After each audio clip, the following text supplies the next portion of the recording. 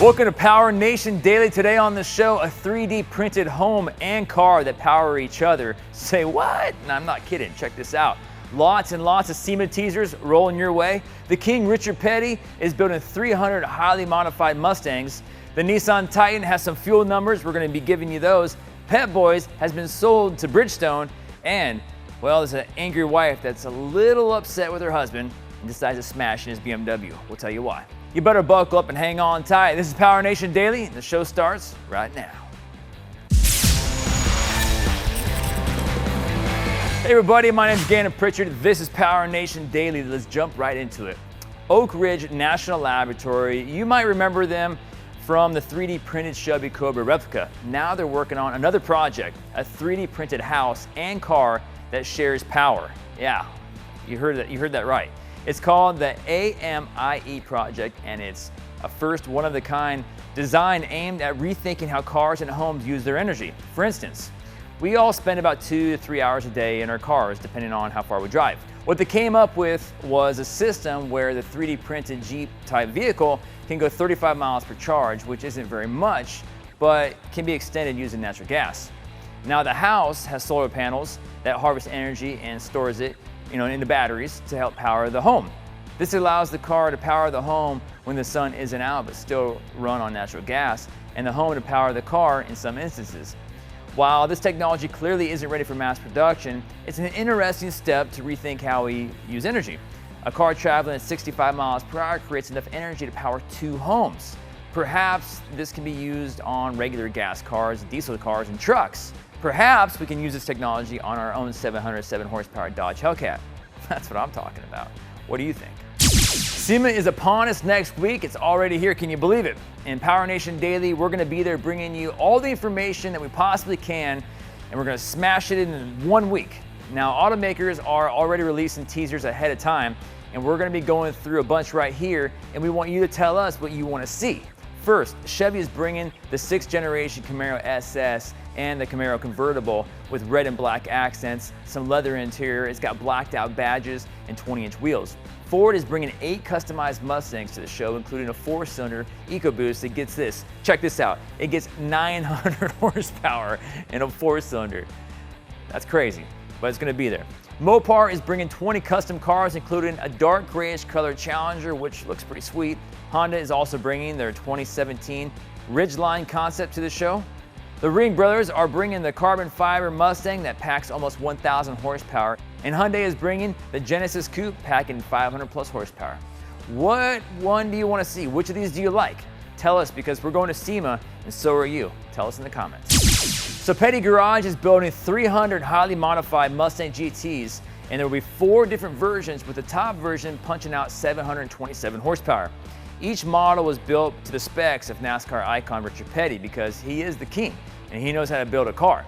According to carscoops.com, each edition adds a Ford Performance supercharger to the 5-liter V8, bringing horsepower output to 670 horsepower.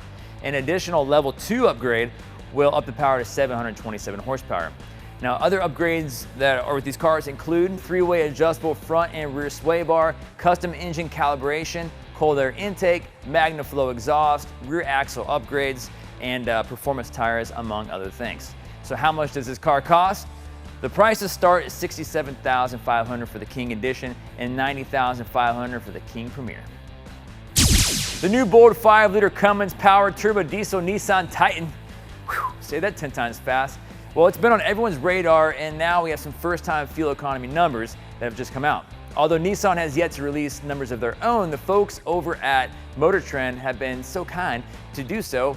They did a little bit of testing, and they decided to give us a sneak peek on what you can expect with this new Titan. They claim that the 2016 Titan XD delivers 15.8 city miles per gallon. On the open road, you're going to get 20.8 highway miles, with an average of the two together, 17.7 miles per gallon.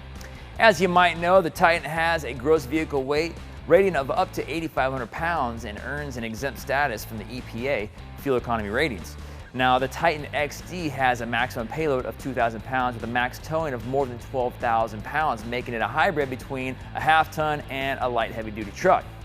So for more information, just stay tuned right here on PowerNation Daily because the Nissan Titan is coming and it's coming fast. Manny, Mo, and Jack have been sold. That's right, Pep Boys has been sold to Bridgestone.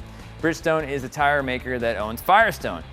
It's a small world, right? Bridgestone will reportedly pay $835 million for the 800-store company. The company employs 14,000 workers and has an annual sales of about $2 billion, but the company has struggled lately. Pep Boys first started in 1921 in Philadelphia and grew to become quite a successful little business. Turned into a big business. Pep Boys will join Bridgestone, which U.S. headquarters are in Nashville, Tennessee. They operate 2,200 tire and automotive centers across America. So there's a woman caught on camera smashing her husband's BMW 740 as bystanders stood by in awe as this woman let the car have it. Apparently she found out that her husband had a mistress and she didn't take it too well. I gotta be honest, I don't really blame her that much. I probably wouldn't have taken it well either. Parking lot security guards tried to stop her, but she warned them. She says, "Don't interfere in my business because I own that car." And she later produced documents that actually proved that she did own the car, and she continued to smash away. She smashed the door handles, she smashed both sides of the car, she smashed the hood, she got the headlights, the taillights. There really wasn't anything she didn't miss on the car while she was screaming some profanity that we can't really show you guys. But you can get a pretty good look at what happened. I guess security reached out to the husband and said, "Hey, you're gonna have a bad day when you get home because this is what happened." Or he could just tune on to PowerNation Daily and check it out. We got you covered, buddy. Well, that's the show, everybody. Thanks for tuning in and hanging out with us here on PowerNation Daily. Be sure to stay tuned on PowerNationTV.com for a whole lot more behind the scenes of PowerNation Daily. Also on Friday, get ready for Fast Fails, the top 5 countdown. Now, for more PowerNation on television, tune in to NBC Sports this Thursday at 3:30 for Truck Tech, followed by Detroit Muscle. My name's Gannon Pritchard. This is PowerNation Daily. Have a good day, drive fast, stay safe, and we'll see you soon. Well, that's it. Woo! Whoa! All right, warming up now.